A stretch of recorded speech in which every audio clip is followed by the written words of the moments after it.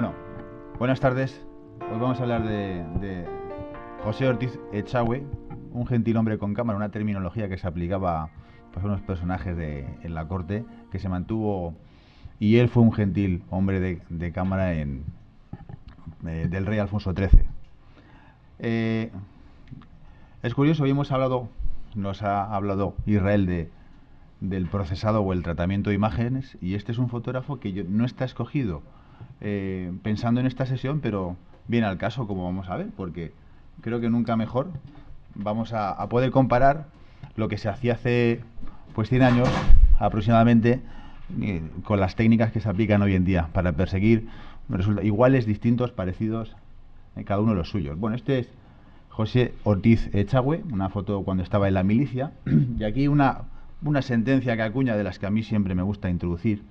No entiendo por qué los artistas fotógrafos tienen esa marcada tendencia a hablar principalmente de los métodos empleados, en vez de las emociones que ha logrado comunicar a través de sus negativos. Y a mí me parece una frase muy acertada. Nos preocupamos muchas veces de qué objetivo, qué cámara, 2/3, formato completo, y de algunos aspectos quizás excesivamente técnicos, sin detenernos en aspectos creativos, que son, creo que, los más esenciales en el resultado final. La creatividad creo que es la que tiene que beneficiarse de la técnica y no estar al servicio de la técnica, ¿no? Bueno, continuamos. Este es José Ortiz Echagüe, un personaje que vivió pues también muchos años, se confirma esa teoría poco a poco. Nació en Guadalajara en 1886, fijaos en cuando la fotografía todavía pues estaba dando, ya había recorrido un largo trecho, pero aún estaba pues dando algunos bandazos de un lado a otro, y en esos primeros movimientos de estilo pictorialista. Sus padres son de origen militar, lo cual condiciona también el desarrollo de sus estudios. Él quería ser pintor. Él tenía un pintor, que es también Ortiz Echagüe, creo que era Antonio de nombre, que se trasladó a París, y él quería seguir los pasos de su hermano. Sin embargo, su padre dijo que con uno ya había bastante en la familia. Por lo tanto, ante ese panorama un tanto desolador, pues su tío le regala una cámara en 1898 y empieza a hacer sus primeros trabajos fotográficos. Sus primeras fotos conocidas, la primera más conocida, está hecha en torno a 1903, la veremos al final. Y bueno, cuando ingresa a la Academia Militar, pues su primer destino, una vez fue ingeniero ya, acabada el periodo de instrucción, de formación académico, su destino fue África.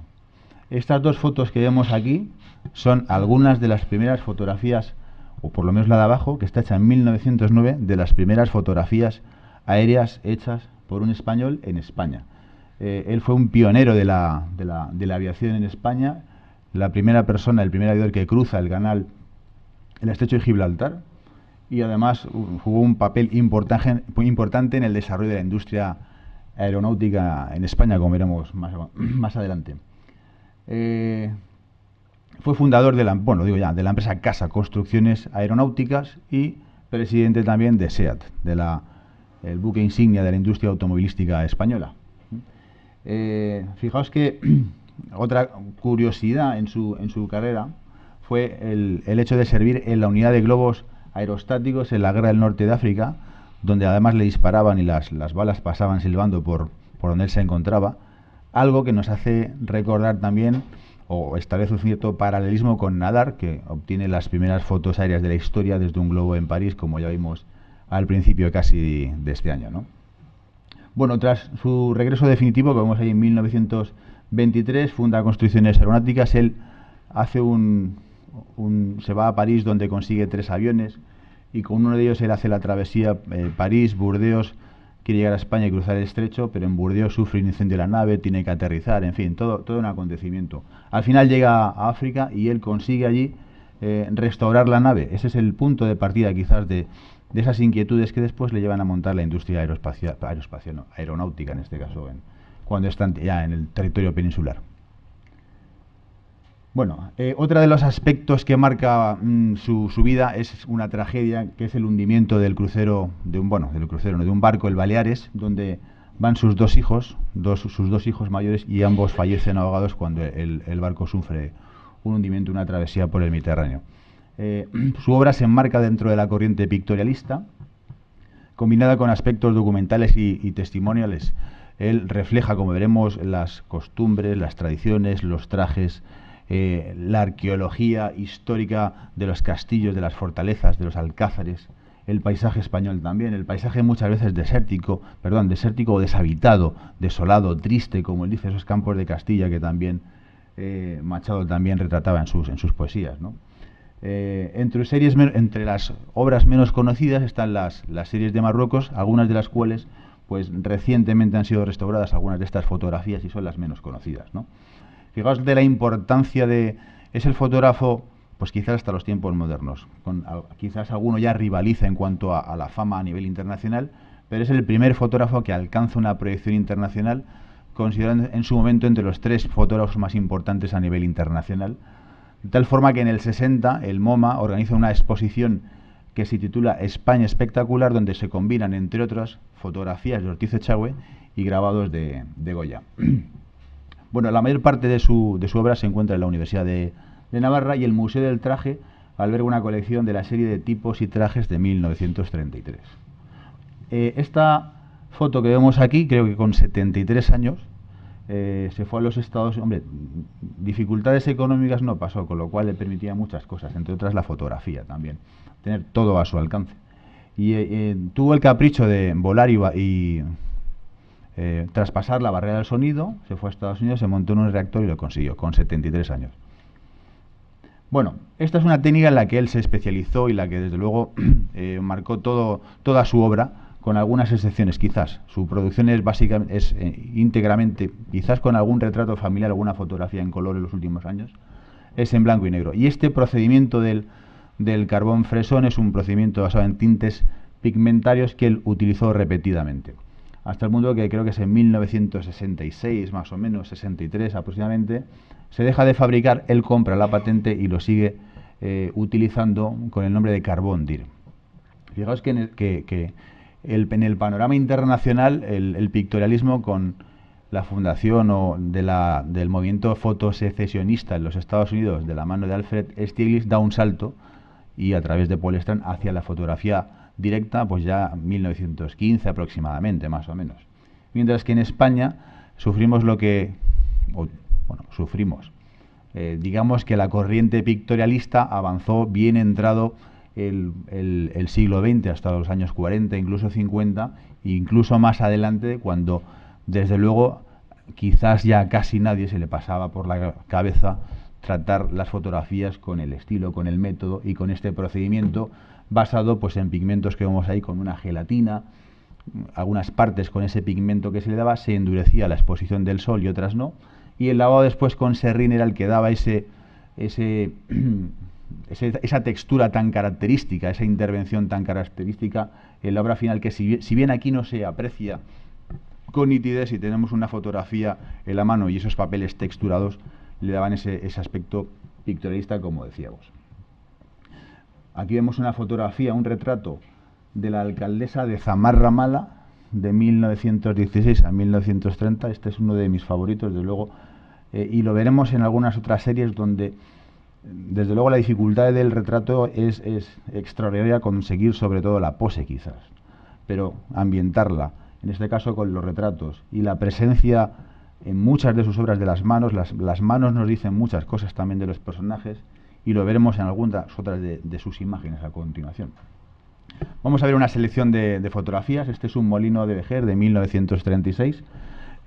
Bueno, antes de seguir un poco, debo decir que os recomiendo este libro si podéis conseguirlo, que es un libro con ocasión de una magna exposición y una retrospectiva organizada por la Universidad de Navarra, que me ha cedido gentilmente Luis Aterido, nuestro amigo, que lo tenemos aquí en la sala, y que como veis tiene fotografías a un tamaño extraordinario. Bueno, pues es una delicia. Este libro está prologado por varios autores, entre ellos un ensayo de Joan Fontcuberta, otro de Val Honrat, y bueno, como podéis observar, pues es una delicia manejar, tanto por el tamaño que permite la apreciación de la fotografía, como incluso la propia textura del papel, que desde luego cumple excelentemente con su función, que es ser lo más fiel posible a los originales de Ortiz Echagüe. Bueno, si queréis, le podéis echar un vistazo. Luis, lo pasamos, ¿verdad? Fuente Mora, vamos a ver algunas fotografías y nos detendremos en alguna, pues estamos en casi la hora.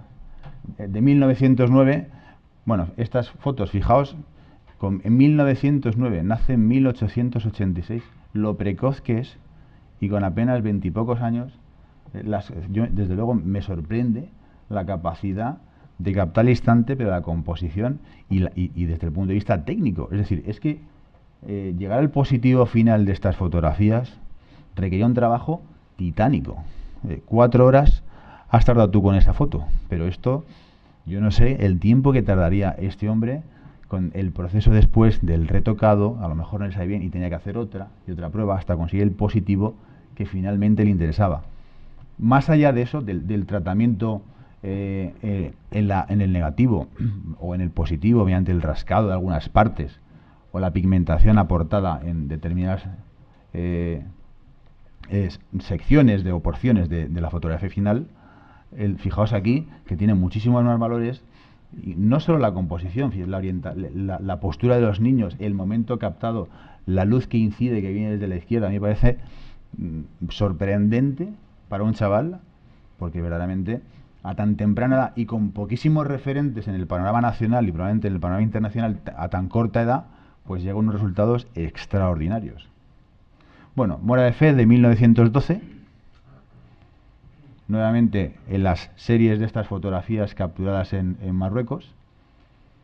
Se le ha llamado documentalista, incluso, bueno, la categorización a veces de los personajes fotográficos es discutida.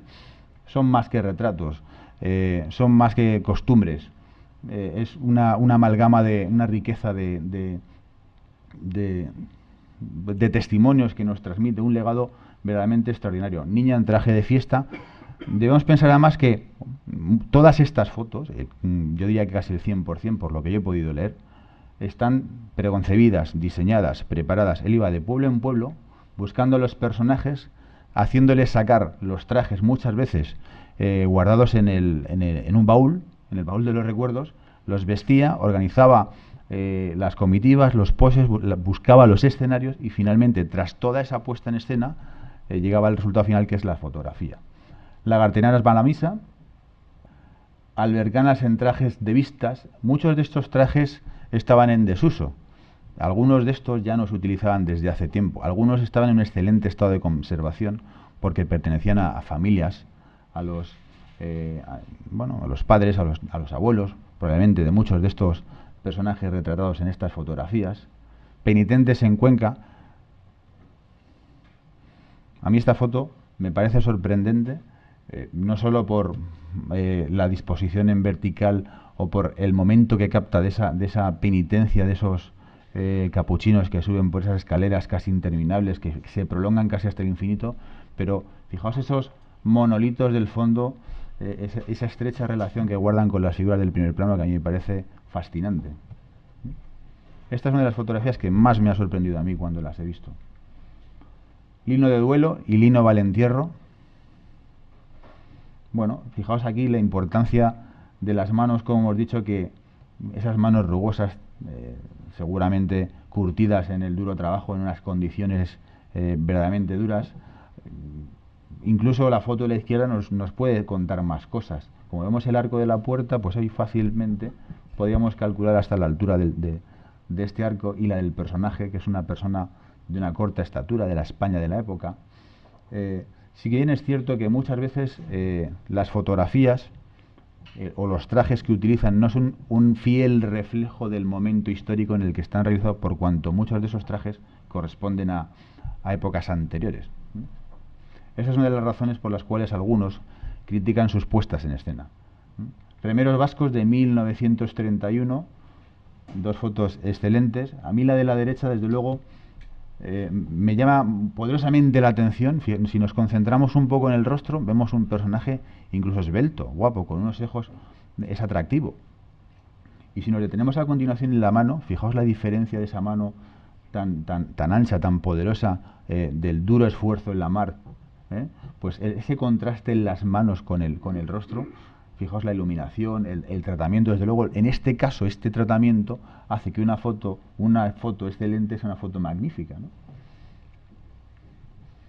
Más allá de nuestra posición con respecto a la manipulación, al pictorialismo, desde luego el resultado es creativo, sin duda. Montehermoseña, en el Museo Nacional del Traje, y ahora que tenemos esta foto, vamos a ver si sale bien, y se ve. Os podéis descargar un PDF donde se hace hay un artículo, un ensayo sobre Ortiz Echagüe, y podemos ver alguna comparación de una fotografía, por ejemplo, de un par de fotografías con algunas fuentes de inspiración. Por ejemplo, en este caso, un cuadro de Sorolla, que es este. Yo no sé si se va a ver bien, voy a tratar de ampliarlo. Este es el cuadro de Sorolla de 1906 y esta es la fotografía de 1913.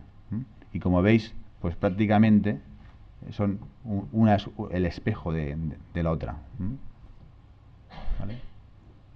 No me ha dado tiempo de incorporarlo a la presentación porque lo he descubierto después.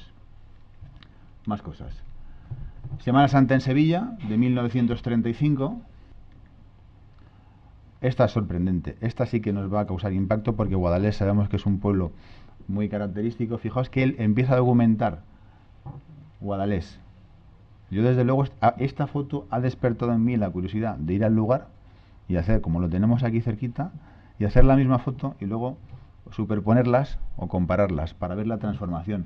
Fijaos qué paisaje más extraordinario. Es un escenario fantástico, irrepetible.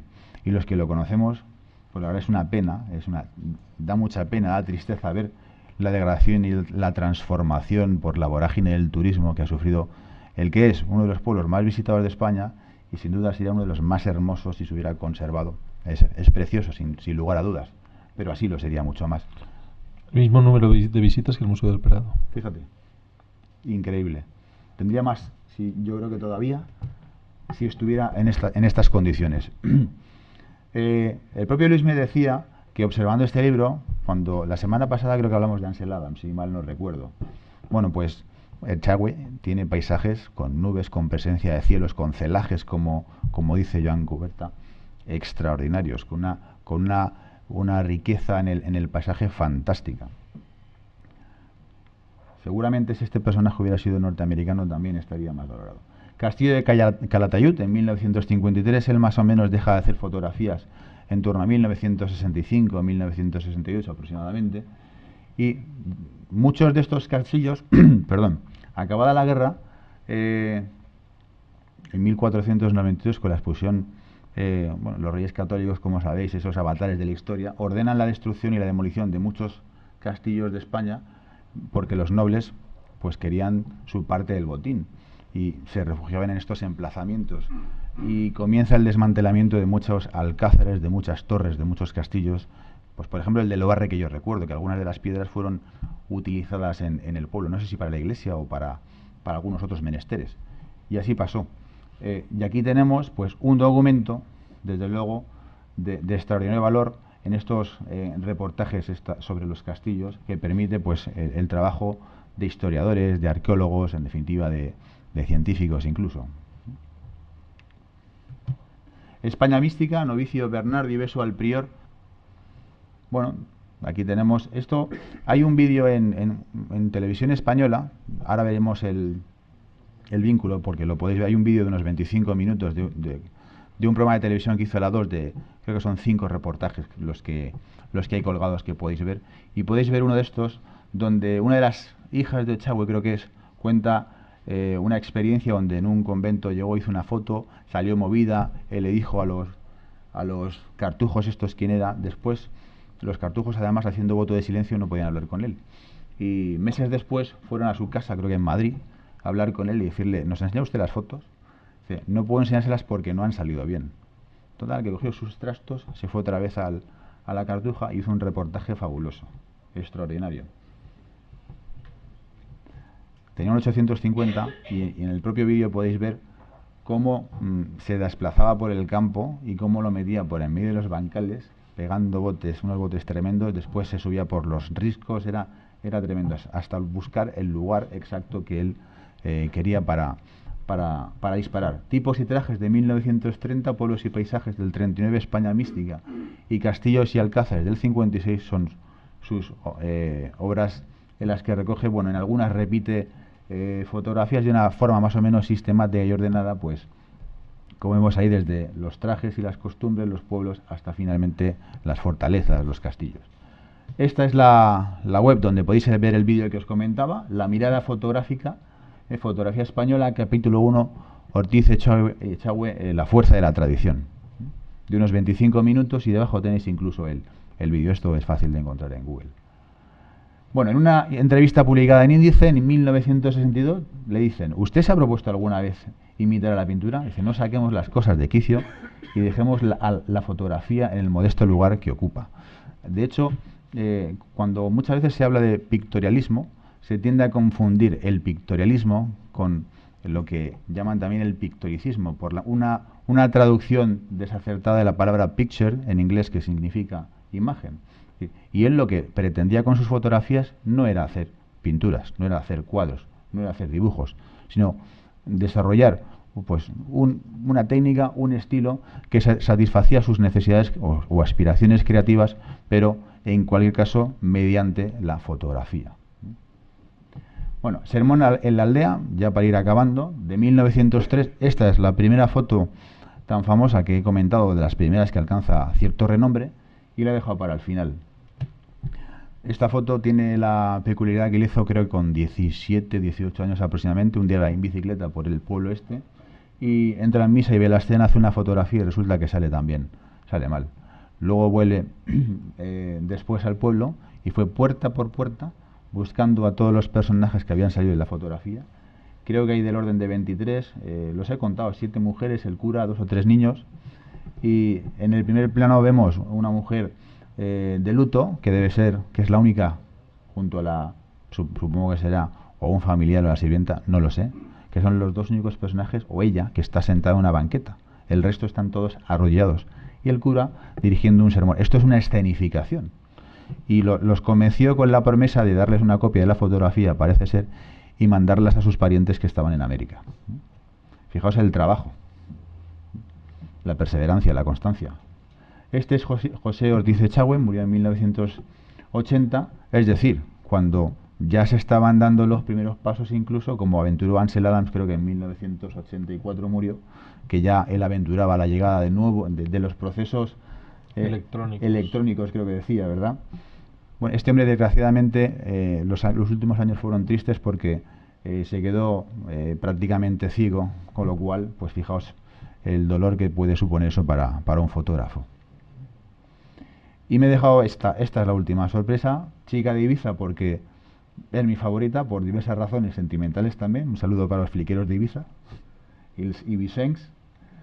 Y esta es la chica. Y me gusta porque me gusta la foto, pero como yo pues he tenido la fortuna de poder vivir en Ibiza unos cuantos años en mi adolescencia, yo he visto estos trajes ibicencos allí, yo he visto estos personajes en celebraciones allí en Santularia del Río, en Santularia del Río. Y bueno, pues desde luego me recuerda esa adolescencia, además de ser un retrato que me gusta, un retrato excelente, donde observamos, a diferencia de otros en los que la cámara la tiene un poquito más hacia abajo y hace un picado hacia arriba, aquí es al revés, lo que fuerza a la chica a mirar un poco hacia arriba y le da esa mirada un tanto enigmática, ¿verdad? Desde luego un poco más misteriosa, un recurso utilizado mucho también en el cine. Bueno, y con esta fotografía, pues por hoy hemos terminado. Muchas gracias.